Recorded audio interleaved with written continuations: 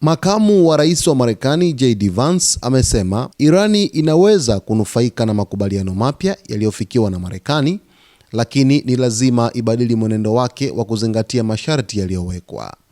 Akizungumza katika mahojiano na Fox News, Vance alisema makubaliano hayo yamejengwa juu ya misingi mitatu muhimu: kuzuia Irani kumiliki silaha za nyuklia, kuhakikisha mlango wa bahari wa Hormuz unabaki wazi kwa usafiri wa kimataifa, na kuipa Irani fursa ya kupata manufaa ya kiuchumi ikiwa itazingatia masharti ya makubaliano. Alisema Irani italazimika kusitisha ufadhili wa makundi yenye silaha yanayotumiwa kwa ugaidi na kuacha kuendeleza au kuunga mkono mpango wake wa silaha za nyuklia. Kwa mujibu wa Vance, kutotekeleza masharti hayo kutaisababisha Irani kukosa manufaa yoyote yaliyopo kwenye makubaliano hayo. Makubaliano haya ni rahisi. Irani haiwezi kuwa na silaha za nyuklia, mlango wa bahari wa Hormuz utabaki wazi, na Irani inaweza kupata manufaa ikiwa itakuwa na mwenendo mzuri, alisema Vance.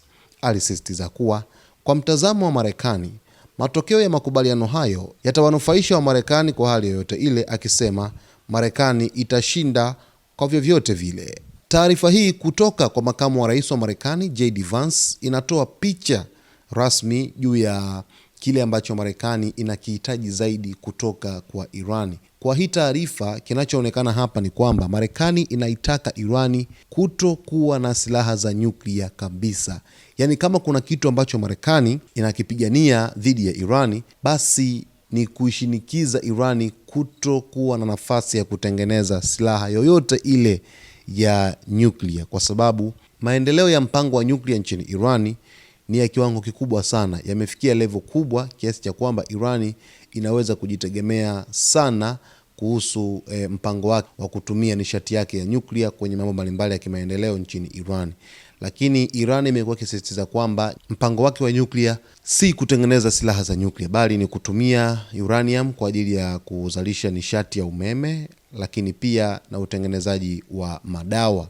Lakini Marekani pamoja na Israel katika sera zao wamekuwa wakiipinga Irani kwa mpango wake huo, wakiona ni hatarishi kwa usalama wa Mashariki ya Kati, kwa usalama wa Israel, lakini pia kwa usalama hata wa dunia kwa ujumla. Sasa Vance amesisitiza kwamba mpango huu kwa kiasi kikubwa Irani itanufaika na makubaliano ikiwa itazingatia masharti, kwa sababu kuna vipengele vinavyotaka mali za Irani kuachiliwa kabisa. Hivyo Irani inaweza kunufaika, lakini pia kupata fursa ya kufanya biashara na mataifa mengine duniani.